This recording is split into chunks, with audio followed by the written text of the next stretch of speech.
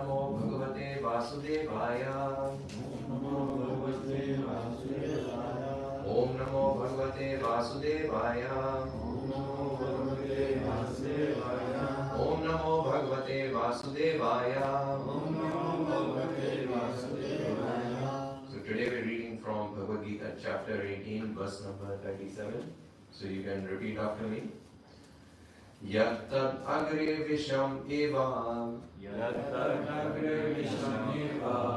pariname amritopamam tat sukham satvikam proktam atma buddhi prasadajam yattad agre visham eva pariname amritopamam tat sukham satvikam proktam atma buddhi prasadajam yattad agre visham eva pariname amritopamam tat sukham satvikam proktam atma buddhi prasadajam. Would anyone else like to recite the verse? Yattadagre visham eva pariname amritopamam tat sukham satvikam proktam atma buddhi prasadajam. Yattad agre visham eva pariname amritopamam tat sukham satvikam proktam atma buddhi prasadajam. Yattad agre visham eva pariname amritopamam tat sukham satvikam proktam atma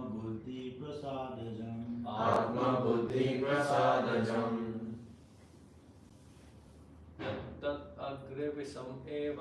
Yattad agre visham eva pariname amritopamam tat sukham satvikam proktam atma buddhi prasadajam. The translation and purport by His Divine Grace is Bhaktivedanta Swami Srila Prabhupada, Srila Prabhupada ki Jai.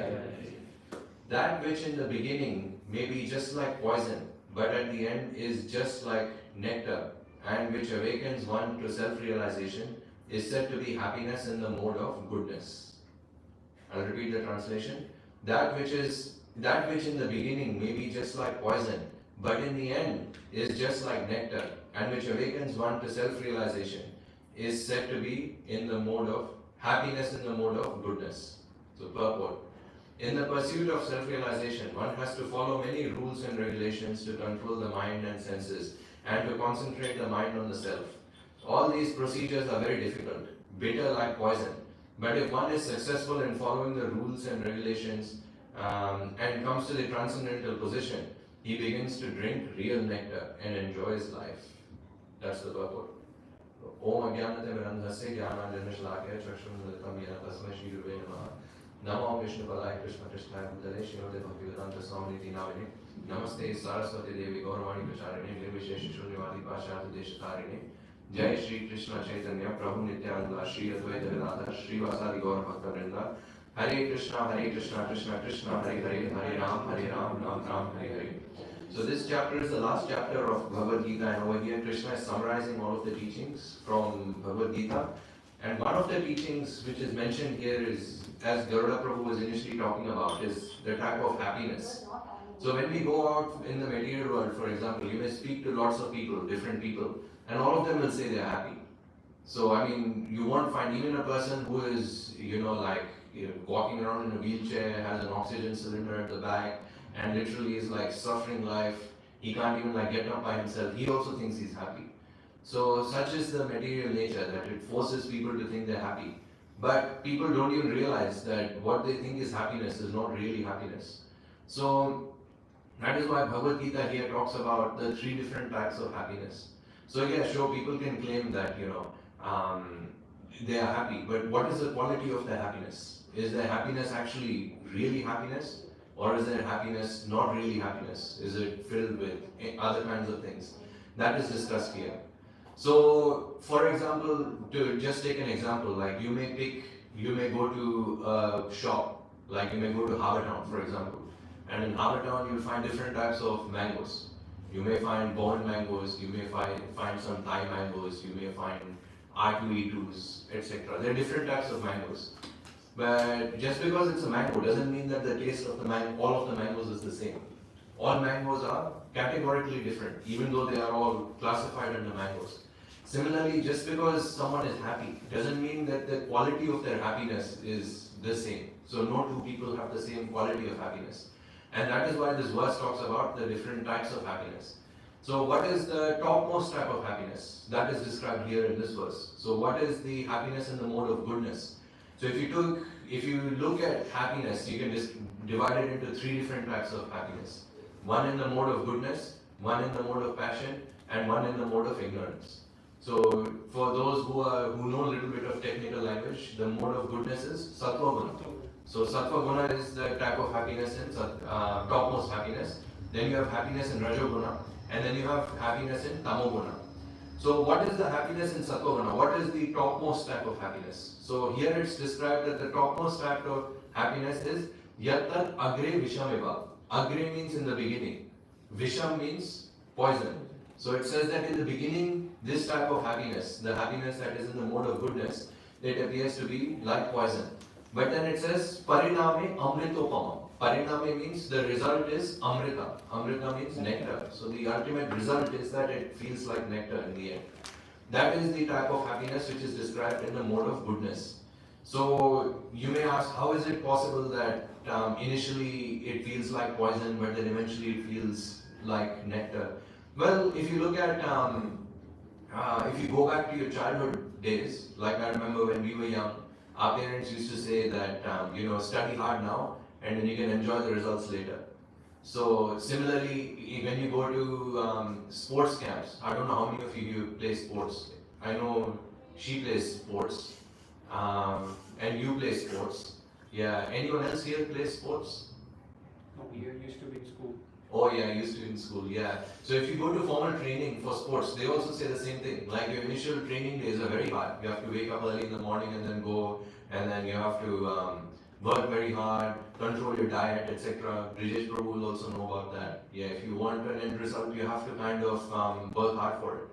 So yeah, in the beginning it may feel like poison, but the end result is nectarian. So that kind of happiness is described as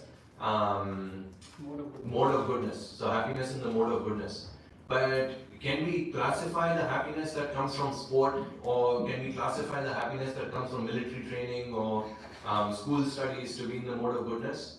Well, not technically, not really, because then you have to look at the second half of the verse. So what does the second half of the verse say? It says, Tat Sukham Satvikam Proktam Atma Buddhi Prasadajam. So Atma Buddhi Prasadajam means that this type of happiness actually also increases your spiritual intelligence. What is the spiritual intelligence? Spiritual intelligence means that we are able to distinguish between matter and spirit. We are able to understand that we are not this body and we are the soul. So when one understands this, the natural tendency is that one becomes detached from material things. Detached doesn't mean that you leave everything and you go to the forest. No, detached means that you don't look for happiness in things that belong in this material world.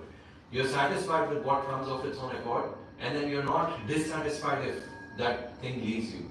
Like for example, like you can even look back in the day, like back in the day people were much more in the mode of goodness.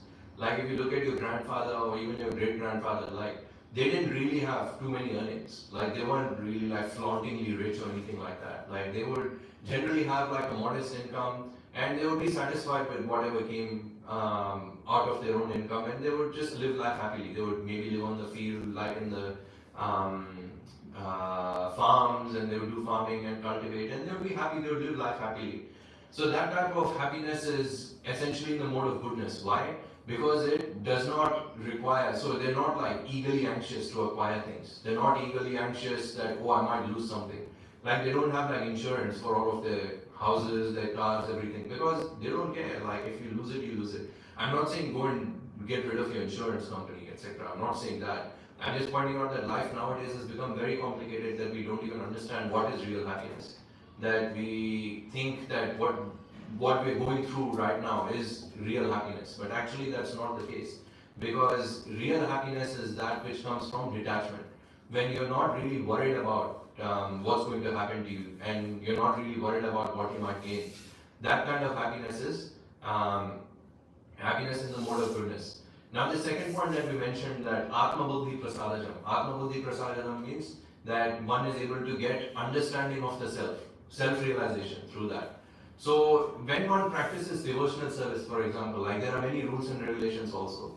Like for example, you have to wake up early in the morning, you have to do your chanting, you have to chant 16 rounds, you have to eat only prasadam, don't eat food from outside, don't eat karmi food essentially, and then you have to make sure you listen to lectures every day by, like you have to listen to either Krishna Katha or philosophy every day. Well, technically you should listen to both, but you have to read Prabhupada's books, etc. So if you look at it like that, it may look horrible. Like I'm used to waking up at 8 a.m. on Sunday, and you're telling me that I have to wake up at 4:30 a.m. on Sunday also. Like it may look very horrible. But the only thing I can tell you is that the proof of the pudding is in the pudding. So only once you get a taste for waking up early in the morning and doing Mangalarti and dancing for Mangalarti and actually offering Aarti to the Lord in the morning, that the taste is, it's self-explanatory. Like I can't really tell you how it feels. You have to try it out for yourself and then you realize how blissful it is to wake up every morning, chant your rounds before 7 o'clock in the morning. Like that feeling is just absolutely amazing.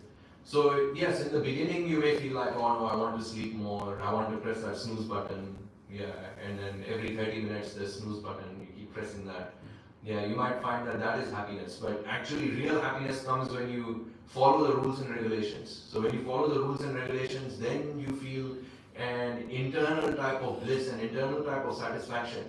And this type of bliss and satisfaction, there's no match for this. I can only tell you about it. Like for example, if no one has seen gold, all I can do is I can describe that, gold looks like yellow, it shines a little bit. But the real experience of gold is when you actually get gold. Like when you dig up a mine and you get gold, then you will understand what gold really looks like. Otherwise, or even the Shastra, they can only give you a hint of what it may look like. So that is why over here Krishna is mentioning that this type of happiness of following the rules and regulations of bhakti and elevating your consciousness, whereby you may be able to understand more subtle truths. That type of happiness is in the mode of goodness. Now, if you read the subsequent verses over there, Krishna talks about the happiness in the mode of passion and ignorance. So I'll briefly talk about those, just so that you can understand the contrast. The happiness in the mode of passion is exactly the opposite. So that which feels blissful when you're doing the activity, but then afterwards it causes a lot of distress. That activity is said to be in the mode of passion. Can you think of some examples? Yeah, we can think of lots of examples. Like, for example, like some people have the habit of eating lots of sweets. Like when you're eating lots of sweets, it feels amazing. But then afterwards you get diabetes, blood pressure, cholesterol problems, and then you might get a heart attack, you might get stroke, you might get gangrene in your foot which needs to be chopped off. Like you get all kinds of problems afterwards just from eating sweet. So yeah, while you're eating it, it feels great, but then afterwards you suffer. And in this Western world, for example, we know alcohol and drugs are a major thing. Like people love drinking alcohol. And then what happens next day? Next day they're found on the street, lying in their own vomit, usually. Yeah, so that happens as well at 4 o'clock in the morning. When it's time to do Mangalati, they're lying in the moment. So that's obviously a very bad thing as well. And then drugs, you all know the consequences of drugs. Like drugs, basically, like once you do drugs, you're pretty much hooked to them. So you can't live or you can't survive without them. In fact, to even function at a normal level, you need the drugs. So that's what happens. So that kind of happiness is said to be in the mode of passion, because that kind of happiness is, it feels like happiness in the beginning, but then eventually, essentially, it causes a lot of suffering. So this suffering may come from many different sources. So there's 3 different forms in which this suffering may come. It may come in the form of boredom, like you may get bored of performing that activity. Like for example, like let's say you like eating, let's say you like watching movies, yeah? So watching movies is great, but then what happens if you, after you keep watching movies like every day, 4 or 5 days you might watch movies and then 5th day you'll get bored. Like no, I need to do something else. Or some people like playing computer games. They play computer game for like 24 hours, 48 hours, 72. Nowadays I was looking, there's even gaming chairs, like gaming chairs where you can sit over there. It even has a little toilet seat in that. So you can pass toilet in there also. So that way you don't even have to get up from there. And then they have stands where you can put food and water and stuff. So that way you can just focus on gaming, eat, drink and pass stool, urine, everything in just one chair. So that is the level of addiction that people can go into. Like that is the happiness in the mode of passion, like there's so much into it. But then what happens after 4 or 5 days, they become bored. And then they need something new or they need something else to do. So frustration is one thing. Diseases is another thing. So diseases we already talked about. That is a consequence that can happen as well. And then you have happiness in the mode of ignorance. What is happiness in the mode of ignorance? Happiness in the mode of ignorance is something which is very destructive. So when people get bored of happiness in the mode of passion, like they get bored of movies, they get bored of these things, then they indulge in destructive behavior for either themselves or for others. You have a question? No? Like being like spiteful or aggressive to someone just for the sake of doing it. Yeah, that's right. So because they're so bored and they're so frustrated with themselves, eventually they resort to either physical violence or verbal violence, or they might just go out and do something destructive, either for themselves or for others. Like, for example, there was a movie not recently, I think this was quite long ago. I was surprised. I don't know how many of you have heard about it. Like, it's called The Human Centipede. Mm-hmm. Yeah, it's a very horrible movie where they apparently there's this person, there's this Nazi scientist who wants to sue, like he wants to stitch people from back to front. So like there's one person and then he stitches another person's bottom to this other person's mouth. It's like completely horrible. So when people were making this movie, everyone was thinking like, oh my god, like this movie is going to be a flop. Like no one's going to watch this movie. It's so destructive. Surprisingly, it did extremely well in the box office. The reason is that people have become so bored of watching like romantic movies and action movies that they're even willing to engage in destructive behavior. They're willing to go down that path. And that is the major risk with happiness in the mode of passion.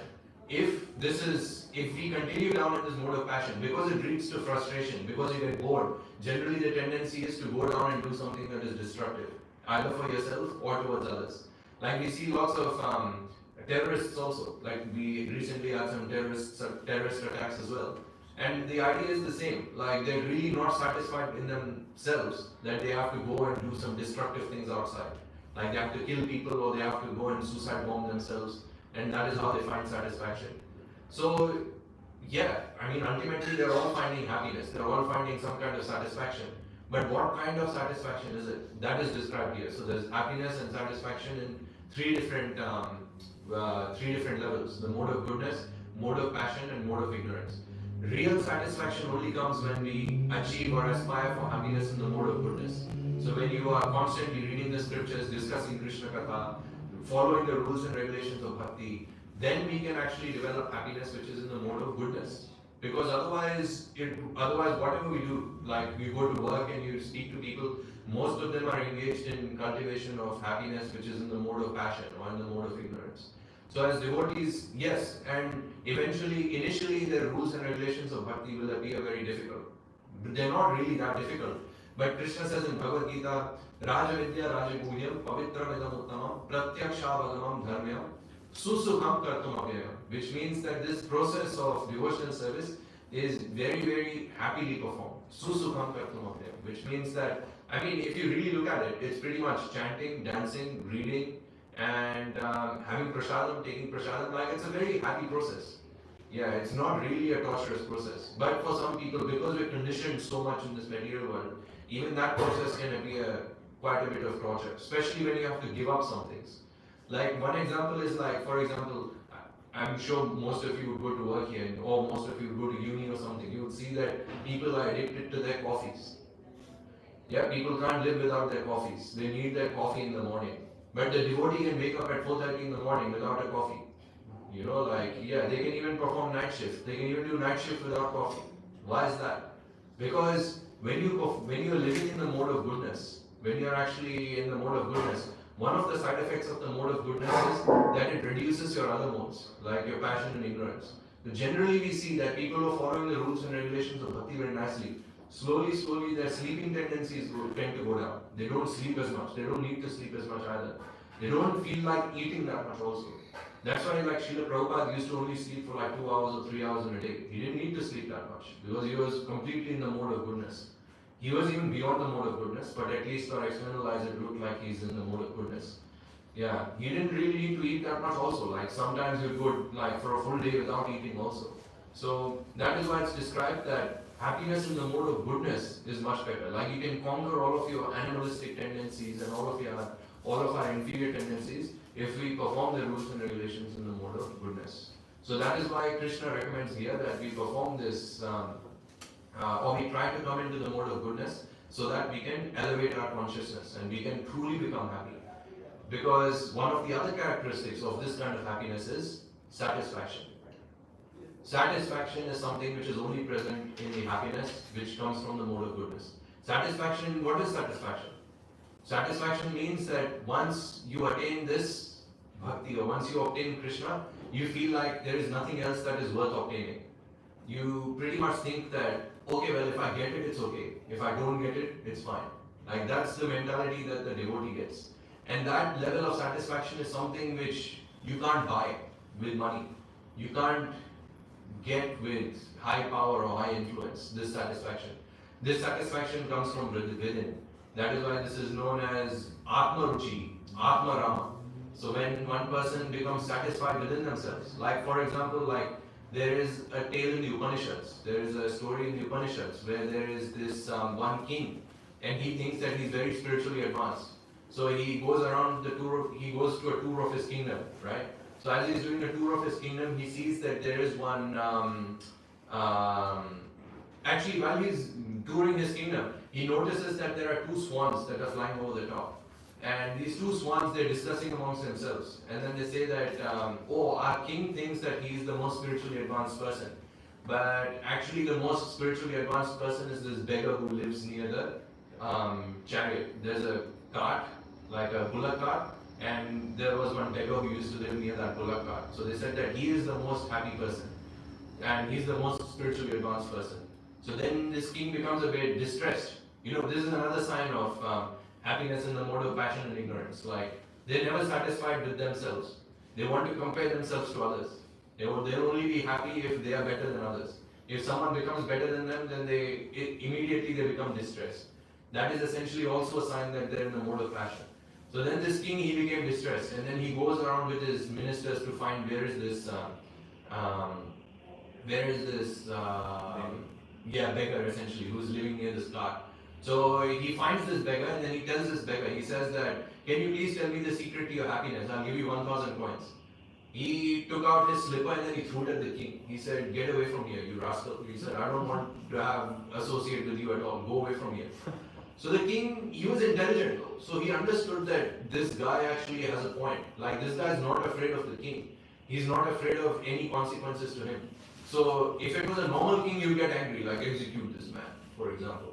But this king was intelligent. So then he actually asked the beggar, he said that, don't you know I'm the king? And I can give you all kinds of riches and things to live in. And then he said that, I don't need any of these. He said, I'm already happy and I'm already satisfied in myself. because I've already attained spiritual enlightenment. He said, all of these things that you're giving me, these are all just like illusory things. Illusory things means it's going to be there with me for 1 minute, and the next minute I don't even know if it's going to be there with me or not. So he said, and in the process of maintaining that riches that you give me, I'm going to spend all of my energy, mental energy and anxiety in there just to maintain those material things. So he said that actually I don't need any of your riches. Just take away all of these from me. He said, I'm satisfied just living under this cloud. That's why then the king understood that yes, this beggar's level of happiness is much, much, much higher than mine. Why? Because this beggar does not depend on external things to make him happy. He's already happy. The king needs all of these riches and the whole kingdom to be happy. But the beggar does not need anything to be happy. He's just satisfied within himself. I mean, the moral of the story is not that we all become beggars also. But the moral of the story is that happiness or true happiness, so happiness in the mode of goodness, comes from within. So Atmarama, when one engages in the devotional service of the Lord, one becomes satisfied. So that satisfaction is there in the happiness which comes from within, which is not there in the happiness which comes from this material world or from the mode of ignorance. So as we're discussing that, I would highly recommend that we all also try to cultivate spiritual knowledge. So please try to read Bhagavad Gita, try to chant Hare Krishna Maha Mantra every day. And if possible, then, not if possible, like where there is a will, there is a way. So if there is a will, then maybe try to wake up for Mangal Aarti also every morning. So Mangal Aarti, we should wake up like essentially before sunrise. We generally wake up, devotees generally wake up around between 4 and 4:30, but you don't have to wake up that early, especially in the winter. So even if you wake up by 5 o'clock, or as long as you do Mangal Aarti before sunrise, that's generally considered very good. And then you yourself will find satisfaction and peace and, it's different kind of bliss in your own lives when you perform Mangal Aarti every morning. So, as I said, the proof of the pudding is in the pudding. So you have to try it out to see what it feels like. So having said that, I'll finish there. If anyone has any comments, any questions, anything you'd like to share, or anything you disagree with, we can discuss that now. Or if you all agree, then that's amazing. Yeah, so maybe from tomorrow everyone's going to wake up for Mangal Aarti, it looks like. Yeah. Yes, bro. Some people find it difficult to practice vegetarianism. Oh, yeah, that's Like it's like a bit of a cultural conditioning, I suppose. That's very In true. some countries, Yeah. people does that really affect people's spiritual progress so much, or is it necessary that people become vegetarians? That's very true. It's a very good question. So, do we have to become vegetarian to practice bhakti? Well, the answer is no, you don't have to be vegetarian to come to bhakti. But what you will notice is as you perform bhakti, you will develop a sense of compassion and a sense of feeling, like sympathy towards other living entities. So when one becomes more compassionate and more aware of other living entities' feelings and other living entities' pain, then naturally a person will give up that. Like for example, there's so many Westerners who become vegan, even though they have no idea about Krishna consciousness or the understanding that each animal has a soul in them. They don't have that understanding, but still they're able to give up a lower taste based on a higher taste.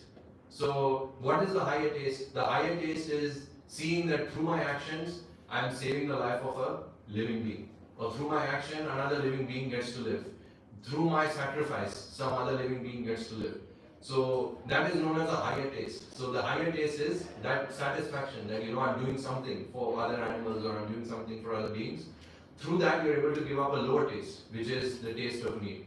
So when one develops a higher taste, which can come through Krishna consciousness, one will automatically they will give up meat. Like for example, we know many devotees who come here to Bhakti Center. They've been coming for a long time. And slowly, just by attending classes, just by attending the programs, naturally they didn't even have to forcibly give up meat. One day they just decided, I'm just going to give up meat. And then they give up meat. So giving up meat is not a prerequisite to come to Bhakti, but it is also a natural consequence. It will happen automatically if one follows the rules and regulations of Bhakti very nicely. So if you keep chanting Hare Krishna Maha Mantra, and if you keep reading Bhagavad Gita and listening to discourses, naturally it will happen. Because Srila Prabhupada did that also. Like Srila Prabhupada came to the Western world, and then when he was preaching to the hippies, he didn't have to force them to give up meat. But just by Srila Prabhupada's association and by chanting Hare Krishna, they were naturally able to give up all their bad habits, including drugs and things like that. And they became top level devotees, like they became Uttama Adhikaris. So it is possible that just by coming to devotional service, one may be able to give all of these things up. Does that answer the question, bro? Yeah. Thank you very much, bro. Okay, so I guess we'll finish that. It's already over time. One chapter Taru Yastra Sindhu Chapati Nama Pavani Vaishnavi Shri Prabhupada ki jai. So we stand up for Bhakti now.